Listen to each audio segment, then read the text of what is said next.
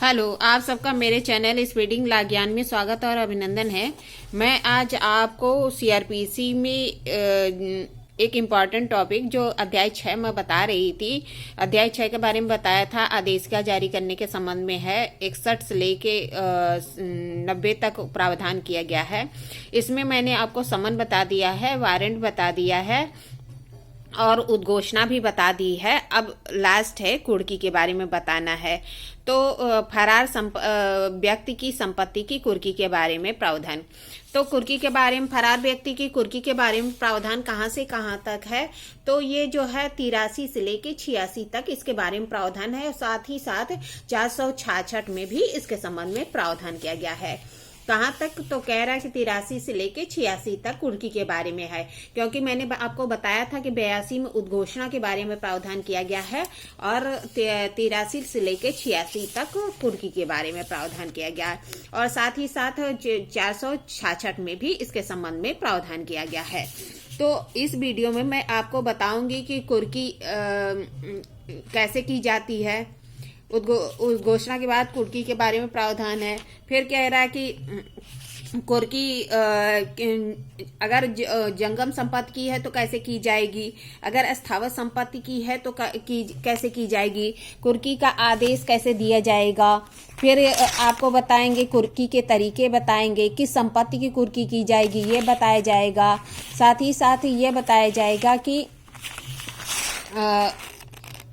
कौन कर सकता है, कुर्की के बाद की प्रक्रिया बताई जाएगी, कौन कर सकती है कुर्की, दावा कब किया जा सकता है, कहाँ किया जा सकता है, दावे और आपत्ति की जांच कैसे होती है, कुर्की संपत्ति की विक्रय कैसे होता है, निर्मुक्ति कैसे होती है, वापस कैसे होती है और संपत्ति वापस किया जाना, ये सब मैं आपको इस ही वीडियो में बताऊंगी। इसलिए प्लीज मेरी वीडियो लास्ट तक देखते रहिए। तो सबसे पहले आइए फरार व्यक्ति की संपत्ति की कुर्की। तो इसको देखिए कि कुर्की अब आपके दिमाग में आएगा कि कुर्की होती क्या है। ठीक है, कुर्की सामान्य अर्थों में संपत्ति का विधि की अभिरक्षा में लेना और संपत्ति की कुर्की की रीट के प्राधिकार से जब्त कर लेना। क्या है कि अटैचमेंट क्या होता है, कुर्की क्या होती है? तो कह रहा कि सामान्य अर्थों में संपत्ति को विधि की अभिरक्षा में लेना। सामान्य अर्थों में क्या होता है कुर्की? तो जो संपत्ति है उसको विधि की अभिरक्षा में लेना या संपत्ति की कुर्की की रीट की प्राधिकार के तहत जब्त कर लेना। ठीक है, यह कुर्की होता है। अब कुर्की को परिभाषित सीआरपीसी में नहीं किया गया है, लेकिन क्या है कि जब सीआरपीसी में 82 के अधीन उद्घोषणा के बाद न्यायालय लिखित कारणों से उद्घोषित संपत्ति व्यक्ति की संपत्ति की चल या अचल संपत्ति की कुर्की कर सकता है। क्या कह रहा है? सीआरपीसी में 82 के अधीन जो उद्घोषणा के बाद न्यायालय क्या कर सकता है? लिखित कारणों से उद्घोषित व्यक्ति की चल और अचल संपत्ति को कुर्क कर सकता है।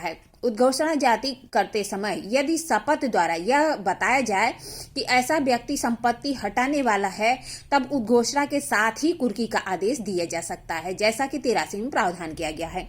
क्या कह रहा है कि उद्घोषणा जारी किए जाने करते समय यदि शपथ पत्र द्वारा यह बताया जाए कि ऐसा व्यक्ति संपत्ति को हटाने वाला है, तब उद्घोषणा के साथ ही कुर्की का आदेश दिया जा सकता है। धारा 83 में ऐसा प्रावधान किया गया है। इस प्रकार धारा 83 दंडात्मक उपबंध है। क्या है? दंडात्मक उपबंध है, जिसका उद्देश्य गिरफ्तारी हेतु जारी वारंट की अवज्ञा करने वाले व्यक्ति को न्यायालय में आने के लिए बाध्य करना है। क्या कह रहा है? जो 83 है यह दंडात्मक उपबंध है, जिसका उद्देश्य क्या है कि गिरफ्तार व्यक्ति को न्यायालय के समक्ष हाजिर होने के लिए क्या कह रहा है? जिसका उद्देश्य है कि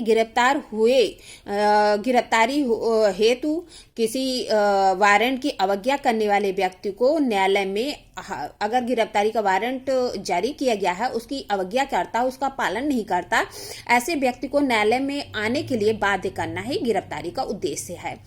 उद्घोषणा की अवज्ञा करना भी जो आईपीसी की धारा 174 में दंडनीय है। मैंने बताया था कि अगर उद्घोषणा की अवज्ञा करेगा तो आईपीसी की धारा 174 में दंडनीय है और कुर्की का आदेश सीआरपीसी की जो अनुसूची 2 है उसका प्रारूप संख्या 6 और 7 के अनुसार होनी चाहिए।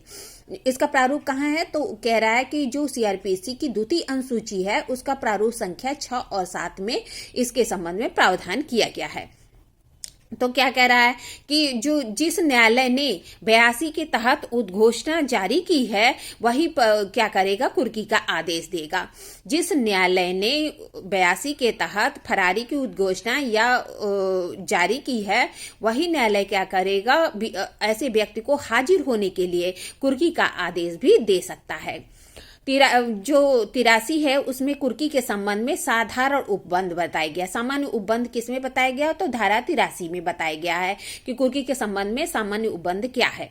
फिर जो 84 से लेके 86 है इसमें आगे की प्रक्रिया बताई गई है कि कुर्की के संबंध में फिर क्या होगा।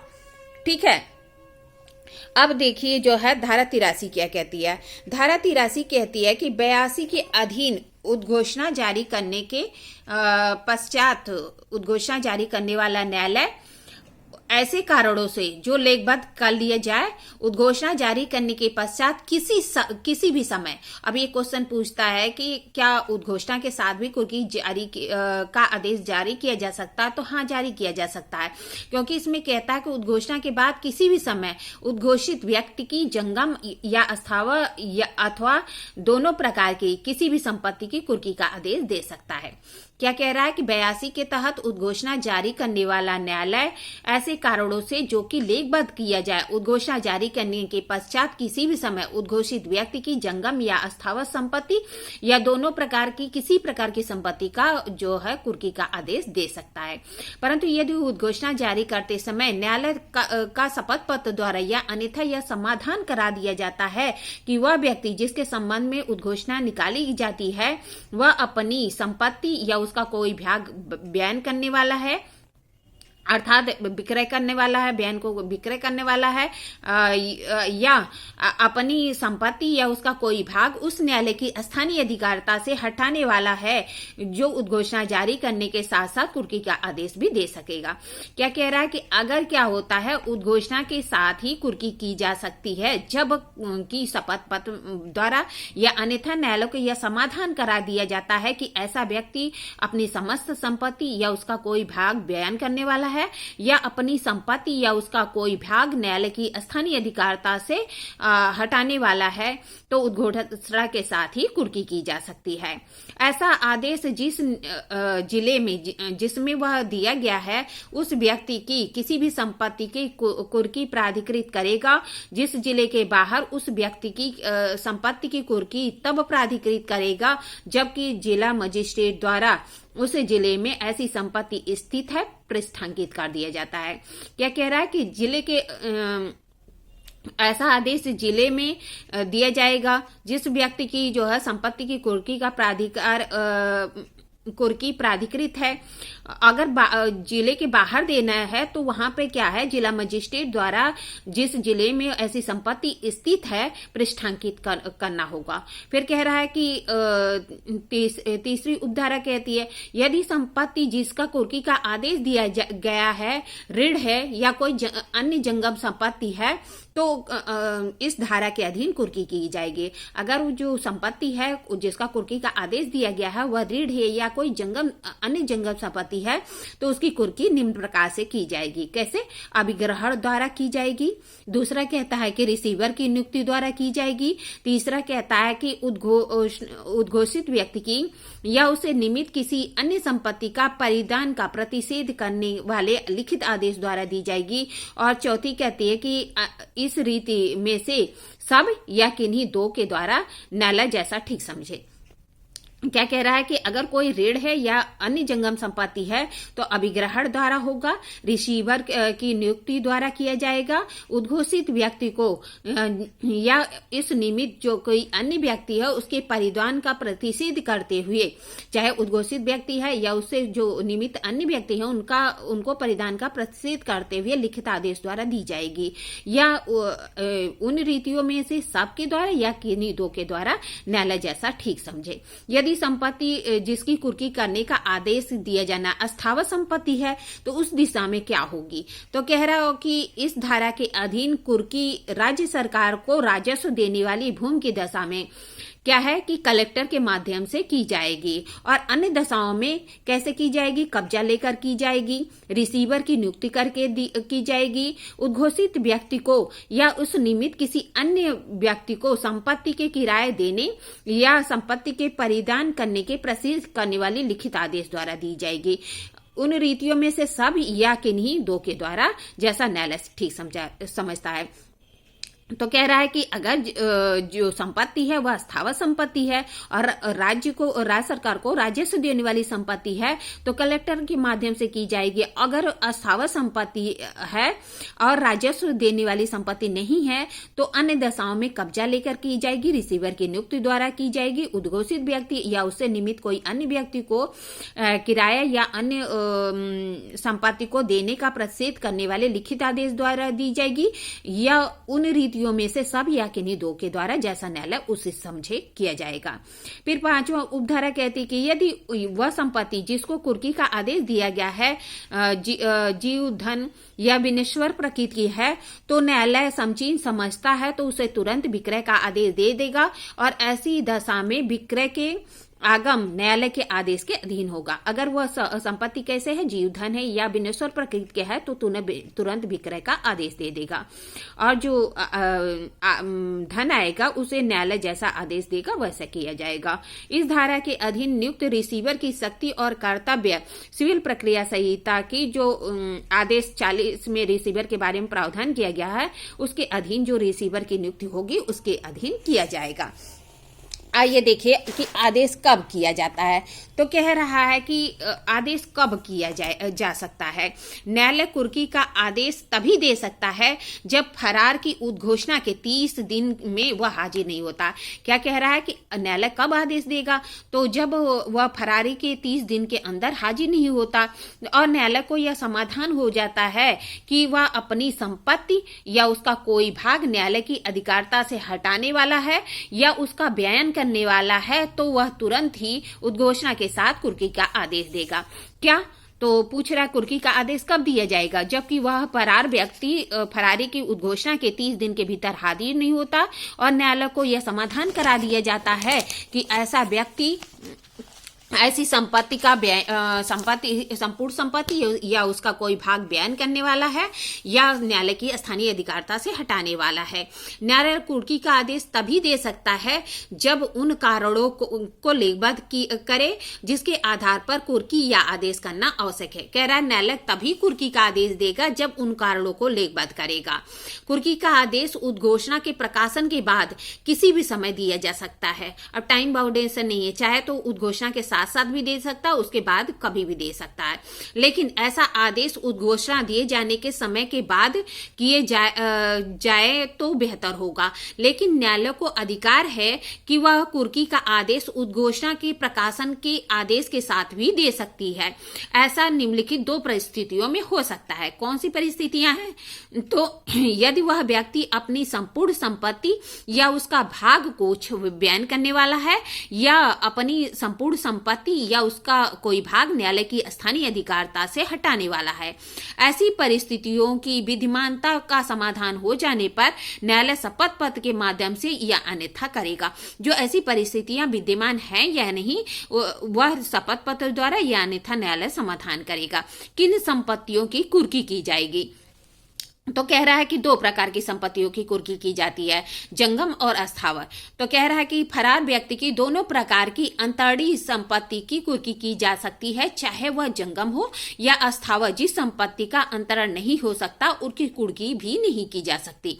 क्या कह रहा है कि कोई भी जंगम या अस्थावर संपत्ति का जो है कुर्की की जा सकती है, लेकिन वह अंतर्निहित प्रकृति की हो। अगर जिसकी जो है अंतरण नहीं किया जा सकता, उसकी कुर्की भी नहीं की जा सकती। जैसे कि उत्तर प्रदेश में सिरभूम होती है, उसकी कुर्की नहीं की जा सकती। या फिर धारा 60 के अंतर्गत सीपीसी में यह लागू नहीं होगा। जो धारा 60 सीपीसी कहती है किन संपत्तियों की कुर्की नहीं हो सकती, उसमें भी यह लागू नहीं होगा। जिले के बाहर स्थित संपत्ति को कुर्की, यदि आदेश जिले के बाहर के लिए दिया गया हो तब क्या होगा? तो कह रहा है कि अगर आदेश भी दिया गया जिले के बाहर की संपत्ति की कुर्की के लिए, लेकिन कुर्की तभी की जाएगी जब जिले के डीएम को कुर्की का आदेश ऐसा आदेश पृष्ठांकित कर दिया। अगर जो कुर्की जिले के बाहर की जानी है तो तभी किया जाएगा जबकि डीएम द्वारा उस जहां पे कुर्की की जानी है वहां के डीएम द्वारा उस आदेश को पृष्ठांकित कर दिया जाए। अब मैंने बता दिया कि किन संपत्तियों की कुर्की की जाएगी। अब कुर्की के तरीके देखे, क्या कह रहा है कि संपत्ति की प्रकृति कुर्की के निम्नलिखित तरीके से किए जा सकता है। अगर संपत्ति क्या है, जंगम संपत्ति है, तो बताया कि 3 तरीके से किया जा सकता है। अभिग्रहण द्वारा, रिसीवर की नियुक्ति द्वारा, उद्घोषित व्यक्ति को या उसके किसी उसका कोई रिलेटिव या उसका परिचय का हो उसको परिधान न करने के लिखित आदेश द्वारा की जाएगी। अभिग्रहण द्वारा की जाएगी, रिसीवर की नियुक्ति द्वारा की जाएगी और उद्घोषित व्यक्ति को या उससे किसी व्यक्ति को परिधान न करने के आदेश द्वारा की जाएगी। कौन? जंगम संपत्ति।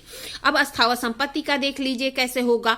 तो अस्थावर संपत्ति को अगर वह राजस्व देने वाली डीएम के माध्यम से की जाएगी। अगर राजस्व देने वाली संपत्ति है तो डीएम के माध्यम से की जाएगी। अन्य संपत्ति है तो कब्जा लेकर, जंगम कह रहा है कि कब्जा लेकर की जाएगी, रिसीवर की नियुक्ति द्वारा की जाएगी, उद्घोषित व्यक्ति को या उससे निमित्त कोई अन्य व्यक्ति को प्रदान न करने के लिखित आदेश द्वारा की जाएगी। अगर संपत्ति क्या है, जंगम है, राजस्व देने वाली है तो डीएम के माध्यम से, कलेक्टर के माध्यम से किया जाएगा। अन्य दशाओं में कब्जा लेकर रिसीवर की नियुक्ति द्वारा उद्घोषित व्यक्ति को या उससे निमित्त अन्य व्यक्ति को न देने के आदेश के तहत किया जाएगा। एक केस आई थी हकीम सिंह बनाम राज्य 1971 एसएससी के मामले में न्यायालय ने कहा कि यदि फरार व्यक्ति अस्थावर संपत्ति को केवल एक हिस्सेदार है तो ऐसी संपत्ति का कब्जा लेकर कुर्की नहीं की जा सकती। अगर कहता है हकीम सिंह बनाम राज्य 1971 में कि यदि फरार व्यक्ति क्या है कि जो अस्थावर संपत्ति का केवल एक हिस्सेदार है तो ऐसी संपत्ति का कब्जा लेकर कुर्की नहीं किया जाएगा। जीव, धन या विनश्वर प्रकृति की संपत्ति अगर है तो कह रहा है कि न्यायालय यदि आवश्यक समझे तो उसे तुरंत विक्रय का आदेश दे देगा अथवा उसके उपर्युक्त वर्णित जंगम संपत्ति के भांति उसकी कुर्की करा सकता है। यदि विक्रय किया जाता है तो न्यायालय आगम को न्यायालय के आदेश के अधीन करेगा। फिर कहता है कि इस धारा में रिसीवर की वही शक्ति होगी जो सीपीसी 1908 के आदेश जो 40 है उसके रूल 1 से लेके 5 में दिया गया है। रिसीवर के बारे में प्रावधान सीपीसी के जो आर्डर 40 है उसके रूल 1 से लेके 5 तक प्रावधान किया गया है। मुकदमे के संबंध में पैरवी का और वाद संसित करने का और कह रहा है कि क्या क्या आदेश में कह रहा है कि संपत्ति के प्रबंधन करने के संबंध में आदेश है। फिर कह रहा है कि कुर्की के बाद की प्रक्रिया ये 84, 85 और 86 में बताया गया है। कुर्की के बारे में दावे और आपत्ति के बारे में कह रहा है। इसमें 4 बिंदु है। क्या? तो कह रहा है कि दावा कौन कर सकता है, दावा कब किया जा सकता है, दावा कहाँ किया जा सकता है और दावे और आपत्ति की जांच। मतलब क्या है कि जो 84 है उसमें 4 चीजें हैं कि दावा कौन कर सकता है और दावा कब किया जा सकता है, दावा कहाँ किया जा सकता है और दावे और आपत्ति की जांच कैसे की जा सकती है। तो कौन कर सकता है? तो कह रहा है कि फरार व्यक्ति से भिन्न कोई व्यक्ति जो ऐसी संपत्ति में हित रखता हो दावा कर सकता है। क्या कह रहा है कि अगर फरार व्यक्ति से भिन्न कोई व्यक्ति है जो ऐसी संपत्ति में हित रखता है वह दावा कर सकता है। दावा कब किया जा सकता है? तो दावा किसी भी स्थिति में ऐसी संपत्ति के कुर्की के तारीख से 6 माह के अंदर किया जा सकता है। क्या कह रहा है कि दावा किसी भी स्थिति में ऐसी संपत्ति की कुर्की की तारीख से 6 माह के अंदर किया जा सकता है। एक केस आई थी चंद्रशेखर शास्त्री बनाम स्टेट 1978 में, तो कह रहा है कि 6 माह के बाद भी दावा नहीं किया जा सकता, मतलब 6 माह के अंदर ही किया जा सकता है। दावा कहाँ किया जा सकता है, तो कह रहा है 2 कंडीशन में किया जा सकता है। उसी जिले में स्थित संपत्ति में उस कोर्ट में कुर्की का आदेश दिया है। अगर क्या है कि उसी जिले में स्थित संपत्ति है तो जिस कोर्ट ने कुर्की का आदेश दिया गया है वहां करेगा। अगर जिले से भिन्न जिले में है अगर, तो कहां पे किया जाएगा, उस जिले के सीजीएम के न्यायालय में। क्या कह रहा है कि दावा कहां किया जा सकता है, तो 2 कंडीशन में। यदि उसी जिले में स्थित संपत्ति है तो उस कोर्ट में कोर्ट द्वारा कुर्की का आदेश दिया गया है उस कोर्ट में किया जाएगा। अगर जिले से भिन्न किसी जिले में है तो उस वहां के जो सीजीएम होगा उसके न्यायालय में किया जाएगा। और दावे और आपत्ति की जांच कौन करेगा, जिस न्यायालय ने दावा किया गया है उस वह न्यायालय क्या करेगा, जांच करेगा। लेकिन यदि सीजीएम चाहे तो वह किसी अधीनस्थ न्यायालय को भी जांच करने की जिम्मेदारी दे सकता है। क्या कह रहा है, जिस न्यायालय ने दावा किया है वही क्या करेगा, उसकी जांच करेगा। यदि सीजीएम चाहे तो किसी अन्य अधीनस्थ न्यायालय को भी जांच करने की जिम्मेदारी दे सकता है। जांच के बाद ऐसे दावे को पूर्णतः या भागतः मंजूर या नामंजूर किया जा सकता है। यदि न्यायालय उक्त दावे को नामंजूर करता है तो ऐसा व्यक्ति 1 वर्ष के अंदर सिविल न्यायालय के में वाद प्रस्तुत कर देगा। अगर वो न्यायालय क्या करता है, दावे को नामंजूर करता है, तो ऐसा व्यक्ति 1 वर्ष के अंदर क्या करेगा, सिविल न्यायालय में वाद प्रस्तुत कर देगा। न्यायालय द्वारा दिए गए निर्णय के विरुद्ध अपील का कोई प्रावधान नहीं है, केवल पुनरीक्षण किया जा सकता है। क्या कह रहा है, न्यायालय अगर कोई निर्णय देता है तो उसकी अपील का प्रावधान नहीं है, केवल पुनरीक्षण किया जा सकता है। ठीक है, क्या कह रहा है कि आइए देखिए थोड़ा सा बेयर देखते हैं। इसमें क्या कह रहा है कि अगर 83 के तहत कुर्की की गई संपत्ति के दावे उस कुर्की की तारीख से, क्या कह रहा है कि फरार व्यक्ति की संपत्ति को न्यायालय द्वारा कुर्की करने के लिए प्राधिकृत है, ऐसी संपत्ति के बारे में कुर्की से 6 माह के अंदर कोई भी व्यक्ति जो उद्घोषित व्यक्ति से भिन्न है इस आधार पर आपत्ति कर सकता है कि ऐसी संपत्ति में उसका हित है और वह कुर्की योग्य नहीं है, न्यायालय ऐसी जांच की जा सकती है। मतलब कह रहा है कि अगर फरार व्यक्ति से भिन्न कोई व्यक्ति क्या करता है, 6 माह के अंदर यह आपत्ति करता है कि ऐसी संपत्ति में उसका हित है और वह कुर्की योग्य नहीं है, तो न्यायालय क्या करेगा, उसकी जांच करेगा। यदि न्यायालय ऐसे दावे को अस्वीकार कर दे तो ऐसे आदेश के 1 वर्ष के भीतर ऐसा व्यक्ति अपने दावे को स्थापित करने के लिए सिविल वाद ला सकता है, जिसके बारे में प्रावधान कहाँ है, 84 की उपधारा 4 में प्रावधान किया गया है। फिर कह रहा है कि 84 के अधीन पारित आदेश का पुनरीक्षण हो सकता है, ऐसा मत एक वाद में डिसाइड किया गया था। पवन कुमार बनाम राज्य हाकिम खान बनाम राज्य 1957 का केस था, जिसमें स्थापित किया गया था, जिसमें यह विनिश्चय किया गया था कि ऐसे आदेश का पुनरीक्षण हो सकता है, अपील नहीं होगी। ठीक है, मैंने आपको बताया कि कुर्की के बारे में दावे आपत्ति, तो दावे आपत्ति कौन कर सकता है, तो 6 माह के भीतर कोई भी व्यक्ति जो कि उद्घोषित व्यक्ति से भिन्न है दावा आपत्ति कर सकता है कि ऐसी संपत्ति कुर्की योग्य नहीं है और उसका उस संपत्ति में हित है। ठीक।